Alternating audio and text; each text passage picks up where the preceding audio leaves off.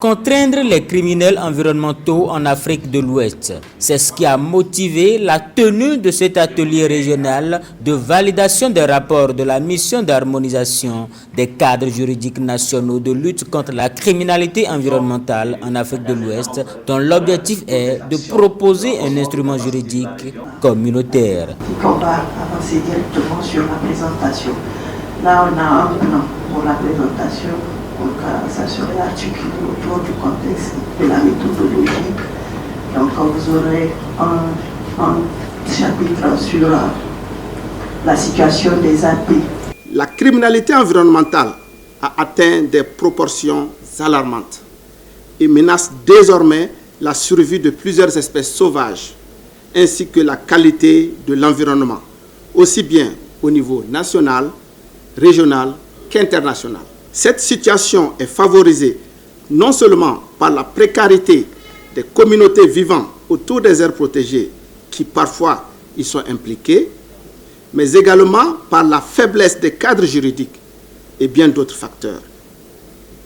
Il n'est plus un secret que les réseaux de criminels environnementaux transnationaux exploitent les faiblesses et discordances des cadres juridiques entre États ainsi que la faible collaboration entre les acteurs pour étendre leur circuit de prélèvement et ou de trafic des espèces sauvages. En réponse à cette situation, la CEDEAO, avec l'appui du programme WABIC financé par l'USAID, a élaboré la stratégie régionale de lutte contre la criminalité liée aux espèces sauvages en Afrique de l'Ouest, qui a été validée par les experts techniques de l'espace CEDEAO en septembre 2020.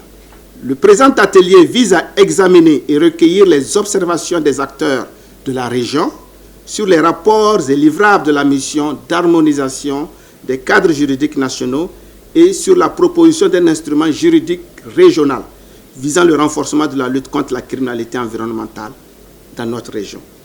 Fortement mobilisés, les conseillers techniques des ministères en charge de l'environnement dans l'espace CEDEAO, les acteurs de l'environnement et les experts ont dit leur engagement pour la lutte contre la criminalité environnementale et leur volonté d'accompagner la mise en œuvre des politiques environnementales en Afrique de l'Ouest. Alors, la thématique qui nous réunit aujourd'hui s'inscrit dans un processus que nous avons démarré depuis l'avènement de ce programme PAPBio.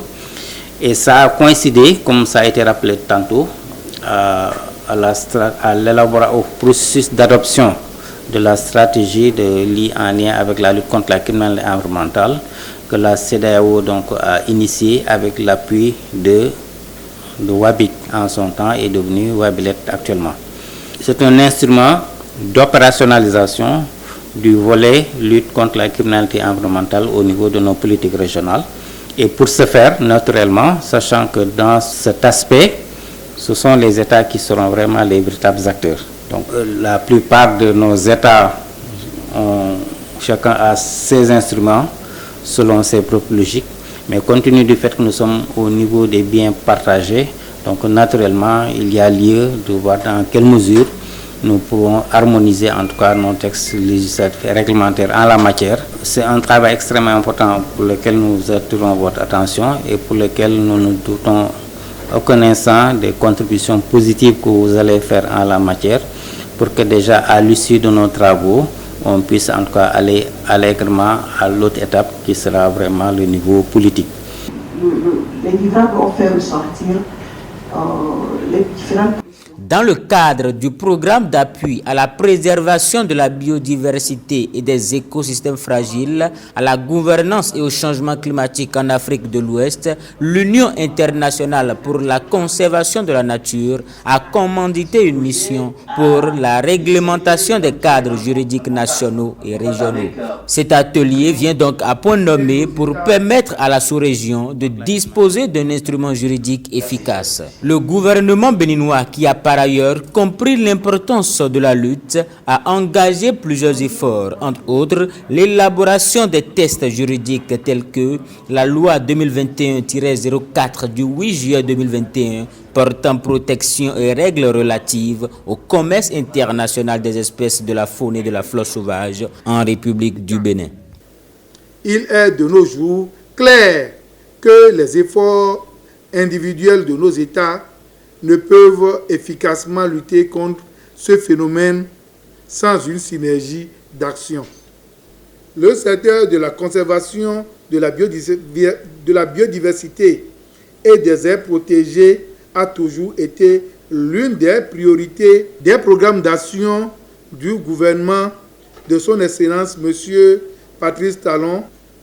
Je voudrais témoigner ici la gratitude du gouvernement béninois à tous les acteurs engagés dans la lutte contre la criminalité environnementale dans la région ouest africaine, les partenaires techniques et financiers de l'Union internationale pour la conservation de la nature, UICN, pour l'élaboration d'un texte juridique communautaire en matière de lutte contre la criminalité environnementale pour l'Afrique de l'Ouest. Les acteurs présents à cet atelier n'ont pas manqué de remercier les structures en charge de la conservation des espèces et des institutions d'application des lois qui ont facilité la tâche aux missionnaires de l'UICN. Vous voyez, dans un pays, les amendes ou les pénalités sont faibles, pendant que dans d'autres pays, les amendes et les pénalités en termes d'emprisonnement, etc., sont faibles. Donc si les pénalités sont faibles, les criminels environnementaux profitent et ils s'installent dans ces pays-là. Ils envoient les plus faibles dans les pays où c'est plus fort. Si on les arrête, ce n'est pas leur problème. Donc ils profitent énormément donc, de ce gap.